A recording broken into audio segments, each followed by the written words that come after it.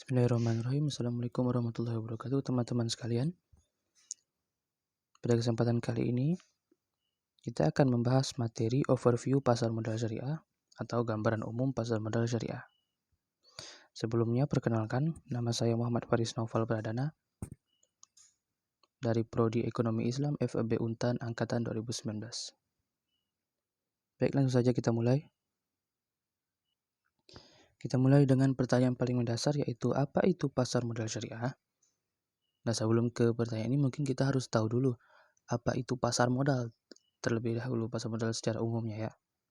Pasar modal secara umumnya dapat kita lihat definisinya pada Undang-Undang Nomor 8 Tahun 1995 tentang pasar modal atau biasa disebut sebagai Undang-Undang Pasar Modal, yaitu adalah kegiatan yang bersangkutan dengan penawaran umum dan perdagangan efek, perusahaan publik yang berkaitan dengan efek yang diterbitkannya, serta lembaga dan profesi yang berkaitan dengan efek. Nah, berdasarkan definisi tadi, dapat kita tarik terminologi dari pasar modal syariah, yaitu dapat diartikan sebagai kegiatan dalam pasar modal sebagaimana yang diatur dalam Undang-Undang Pasar Modal yang tidak bertentangan dengan prinsip syariah. Nah, apa yang dimaksud dengan prinsip syariah di sini? Prinsip syariah di sini adalah serangkaian aturan-aturan keagamaan yang bersumber dari tidak lain tidak bukan adalah Al-Quran sebagai sumber hukum tertinggi dan hadis Nabi SAW. Nah, cabang ilmu yang bersumber dari kedua sumber hukum tersebut disebut sebagai fikih muamalah, yang di dalamnya terdapat kaidah yang menjadi dasar pelaksanaan penyelenggaraan pasar modal syariah di Indonesia, yaitu semua bentuk muamalah boleh dilakukan kecuali ada dalil yang mengharamkannya. Dan itulah yang menjadi dasar penyelenggaraan pasar modal syariah di Indonesia yang berdasarkan pada prinsip syariah. Kemudian perbedaan utama dari pasar modal syariah dengan pasar modal pada umumnya ialah terletak pada produk dan mekanisme transaksi, yang tidak lain dan tidak bukan pasar modal syariah itu produk dan mekanisme transaksinya harus sesuai dengan prinsip syariah tadi.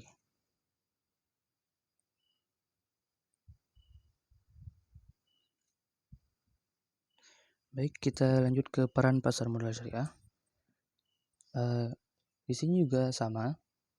Peran pasar modal syariah juga tidak terlalu jauh berbeda dengan pasar modal pada umumnya, yaitu sebagai sumber pendanaan bagi emiten atau perusahaan dan sebagai sarana investasi bagi investor. Cuma yang membedakan sekali lagi adalah di prinsipnya. Jadi sumber pendanaan perusahaan ini sudah sesuai dengan prinsip syariah dan sumber investasi pun juga harus sesuai dengan prinsip syariah. Karena yang membedakan di sini hanya prinsipnya, prinsip penyelenggaraannya, maka secara umumnya pasar modal syariah tetap bersifat universal atau bisa dimanfaatkan oleh siapapun tanpa melihat latar belakang suku, agama, dan ras tertentu.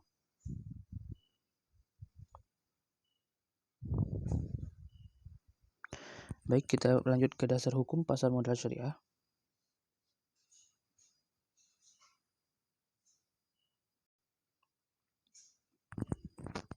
Yang paling mendasar atau hukum yang legal untuk menyelenggarakan pasar modal syariah adalah terdapat dalam Undang-Undang Nomor 8 Tahun 1995 tentang pasar modal, atau seperti kita sebut tadi adalah Undang-Undang Pasar Modal. Yang berikut aturan pelaksanaannya terkhusus untuk di pasar modal syariah adalah menurut peraturan Bapepam LK, peraturan pemerintah, peraturan bursa, dan lain-lain. Peraturan Bapepam LK memiliki beberapa peraturan sebagai berikut, yaitu Peraturan Nomor 2 K1 tentang kriteria dan penerbitan daftar efek syariah, Peraturan Nomor 9 A13 tentang penerbitan efek syariah, Peraturan Nomor 9 A14 tentang akad-akad yang digunakan dalam penerbitan efek syariah, dan sebagainya. Lalu ada pula undang-undang atau peraturan OJK yang mengatur regulasi-regulasi untuk penyelenggaraan pasar modal syariah. Jadi OJK di sini bertindak sebagai yang mengatur regulasi atau peraturan-peraturan dalam penyelenggaraan pasar modal syariah, serta yang mengawasi, lalu juga yang menindak pelanggaran-pelanggaran yang terjadi. Lalu dalam menyelenggarakan wewenangnya, tugasnya OJK dibantu oleh fatwa-fatwa dari DSN MUI yang menilai bagaimana penyelenggaraannya pasar modal syariah ini, apakah sudah sesuai dengan prinsip syariat atau belum begitu. Namun yang menindak tetap OJK. Baik, kita lanjut. Kita lanjut ke produk-produk pasar modal syariah. Produk syariah di pasar modal berupa surat berharga atau efek. Jadi tidak terlalu jauh berbeda dengan pasar modal pada umumnya, cuma efek yang dimaksud yaitu seperti saham syariah ya, sukuk atau obligasi atau surat hutang, dan reksadana. Mungkin dapat saya jelaskan sedikit tentang efek yang dimaksud di sini. Efek yang dimaksud di sini adalah surat berharga, yaitu surat pengakuan utang, surat berharga komersial, saham, obligasi, tanda bukti utang, unit penyertaan kontrak investasi kolektif, kontrak berjangka atas efek, dan setiap derivatif dari efek. Nah, kita masuk ke saham syariah. Pengertian secara ringkasnya, secara konsep, yaitu saham merupakan surat berharga bukti penyertaan modal kepada perusahaan, dan dengan bukti pernyataan itu pemegang saham berhak untuk mendapatkan bagian hasil dari usaha perusahaan tersebut. Tidak semua saham yang diterbitkan oleh emiten dan perusahaan publik dapat disebut sebagai saham syariah karena harus memenuhi syarat. Saham yang diterbitkan perusahaan aktif yang mendeklarasikan diri sebagai perusahaan syariah, atau perusahaan publik tersebut secara jelas menyatakan dalam anggaran dasarnya bahwa kegiatan usaha emiten dan perusahaan publik tidak bertentangan dengan prinsip-prinsip syariah. Yang kedua, syarat yang harus dipenuhi adalah apabila perusahaan tersebut tidak menyatakan dalam anggaran dasarnya bahwa dia berupa perusahaan yang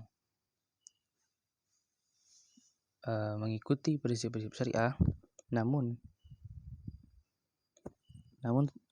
oleh OJK atau penerbit DES menetapkan bahwa saham perusahaan tersebut sesuai dengan prinsip-prinsip syariah karena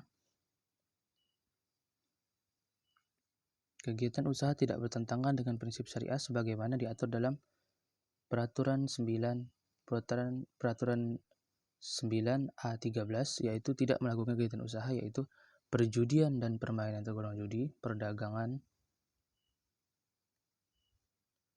yang tidak disertai dengan penyerahan barang dan jasa, perdagangan dengan penawaran atau permintaan palsu, bank berbasis bunga, perusahaan pembiayaan berbasis bunga, jual beli risiko yang mengandung unsur ketidakpastian atau gharar, dan judi maisir, antara lain asuransi konvensional, memproduksi, mendistribusikan, memperdagangkan, dan atau menyediakan barang atau jasa haram zatnya, haram lizatihi, barang atau jasa haram bukan karena zatnya, haram li ghairihi, yang ditetapkan oleh DSN MUI, dan atau barang atau jasa yang merusak moral dan bersifat mudarat, melakukan transaksi yang mengandung unsur suap atau riswah. Kedua, apabila rasio total hutang berbasis bunga dibandingkan dengan total ekuitas tidak melebihi dari 82% dan total hutang dibanding total aset tidak lebih dari 45%. Ketiga, rasio total pendapatan bunga dan total pendapatan tidak halal lainnya dibandingkan total pendapatan usaha dan total pendapatan lainnya tidak lebih dari 10%. Itu adalah 3 syarat agar perusahaan yang tidak menyatakan dalam anggaran dasarnya berupa perusahaan syariah, agar sahamnya diterima sebagai saham syariah oleh OJK. Baik, kita lanjut ya ke sukuk. Baik, sukuk secara terminologi merupakan bentuk jamak dari kata sak dalam bahasa Arab yang berarti sertifikat atau bukti kepemilikan. Peraturan Bapepam dan LK nomor 9A13 memberikan definisi sukuk sebagai berikut. Efek syariah berupa sertifikat atau bukti kepemilikan yang bernilai sama dan mewakili bagian yang tidak tertentu atau tidak terpisahkan atau tidak terbagi syuyu atau undivided share atas poin pertama, yaitu aset berwujud tertentu ayyan mawjudan. Poin kedua, nilai manfaat atas aset berwujud manafi'ul ayyan tertentu baik yang sudah ada maupun yang akan ada. Jasa al-khadamat yang sudah ada maupun yang akan ada. Aset proyek tertentu mawjudat masyru' muayyan dan atau kegiatan investasi yang telah ditentukan. Nash'at istismarin khasah. Nah, jika ditinjau kembali dari definisi tadi, yaitu sukuk secara bahasanya itu berarti bukti kepemilikan atau sertifikat. Nah, ini berbeda sekali dengan obligasi yang tadi saya sebutkan, yaitu obligasi pada dasarnya adalah surat utang. Sedangkan sukuk di sini adalah bukti kepemilikan bersama atas suatu aset atau proyek. Nah, sukuk yang diterbitkan ini harus mempunyai aset yang dijadikan dasar penerbitan, underlying asset. Jadi, apabila kita hendak menerbitkan sukuk ini harus punya aset atau barang yang jelas kepemilikannya. Dan aset itu harus spesifik, yang digunakan untuk kegiatan usaha yang halal, dan imbalan bagi pemegang sukuk dapat berupa bagi hasil atau margin sesuai dengan akad yang digunakan pada saat penerbitannya. Kita lanjut ke jenis-jenis sukuk. Menurut standar syariah AAOIV nomor 17 tentang investment, sukuk terdiri dari 1. Sertifikat kepemilikan dalam aset yang disewakan. 2. Sertifikat kepemilikan atas manfaat yang terbagi menjadi 4 tipe. Sertifikat kepemilikan atas manfaat aset yang telah ada, sertifikat kepemilikan atas manfaat aset di masa depan, sertifikat kepemilikan atas jasa pihak tertentu, dan sertifikat kepemilikan atas jasa di masa depan. Ketiga, sertifikat salam. Keempat, sertifikat istisna. Kelima, sertifikat murabahah. Keenam, sertifikat musyarakah. Ketujuh, sertifikat muzara'ah. Kedelapan, sertifikat musaqah. Kesembilan, sertifikat mugharasah. Baik, kita lanjut ke produk berikutnya, yaitu reksadana syariah. Reksadana sebagaimana reksadana pada umumnya merupakan salah satu alternatif investasi bagi masyarakat pemodal, khususnya pemodal kecil dan pemodal yang tidak memiliki banyak waktu dan keahlian untuk menghitung risiko atas investasi mereka. Reksadana dirancang sebagai sarana untuk menghimpun dana dari masyarakat yang memiliki modal, mempunyai keinginan untuk melakukan investasi, namun hanya memiliki waktu dan pengetahuan yang terbatas. Ya, jadi ini untuk kaum yang bukan pebisnis ya pada umumnya, dan mereka ingin mencoba berinvestasi, lalu dihimpunnya di reksadana syariah. Nah, reksadana syariah ini sendiri pertama kali dikenal di Indonesia pada tahun 97 atau 1997, ditandai dengan penerbitan reksadana syariah Dana Reksa saham pada bulan Juli tahun 1997. Sebagai salah satu instrumen investasi, reksadana syariah juga memiliki kriteria yang berbeda dengan reksadana konvensional pada umumnya. Yang perbedaan ini terletak pada pemilihan instrumen investasi dan mekanisme investasi yang tidak boleh bertentangan dengan prinsip-prinsip syariah seperti yang telah disebutkan di awal tadi. Perbedaan lainnya adalah keseluruhan proses manajemen portofolio, screening atau penyaringan, dan cleansing atau pembersihan. Dan seperti produk-produk investasi lainnya, di samping mendatangkan peluang keuntungan dari investasi ini, reksadana pun mengandung berbagai peluang risiko. Yaitu risiko pertama seperti berkurangnya nilai unit penyertaan yang dipengaruhi oleh turunnya harga dari efek, saham, suku, dan surat berharga lainnya yang masuk dalam portofolio reksadana tersebut. Ini berkaitan dengan kemampuan manajer investasi reksadana dalam mengelola dananya.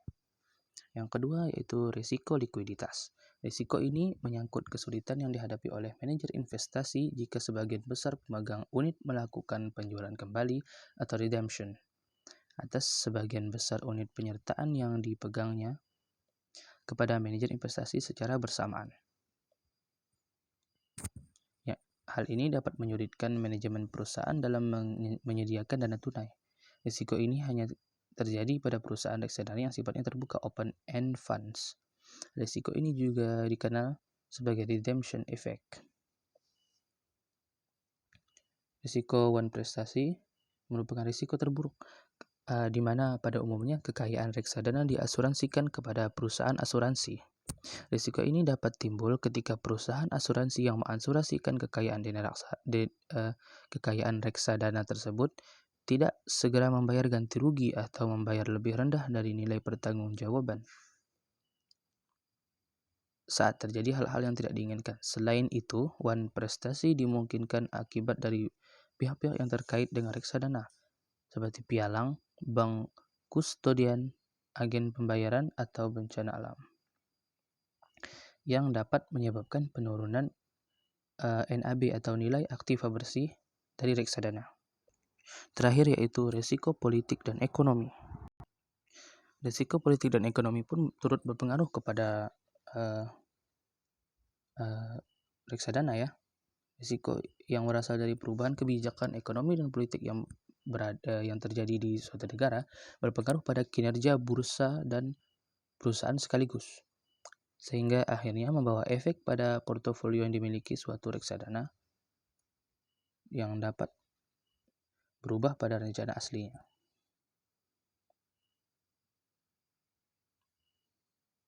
Baik, sekian penjelasan dari saya. Terima kasih atas segala perhatian. Mohon maaf atas segala kesalahan. Wabillahi taufiq wal hidayah. Assalamualaikum warahmatullahi wabarakatuh. Dan syukron jazakumullah khairan. Terima kasih.